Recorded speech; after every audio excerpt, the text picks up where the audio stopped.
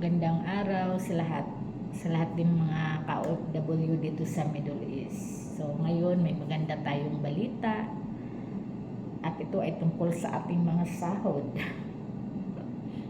Kasi may iba kasi late magpasahod at saka hindi nagsasahod. Kaya yun ang isang problema dito sa mga employer na talaga namang iwan pagsasahuran na bukra-bukra. Kaya ayun, ito na siya, bagong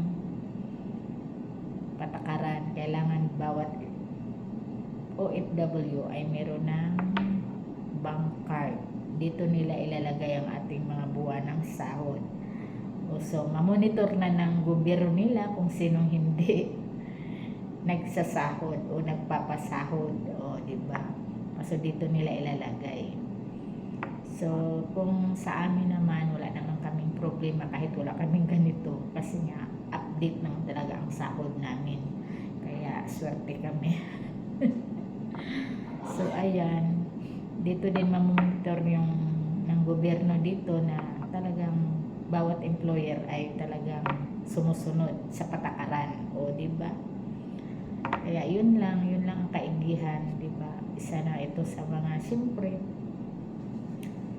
paraan para maano naman lahat ng mga nandoon sa ano natin pinirmahang kontrata ay masusunod. Kaya go lang tayo mga ka-OFW kahit maraming work, sige lang basta para sa pamilya ko, di ba? Kaya ayun lang ang aking update. Sana magustuhan mo ang aking vlogs.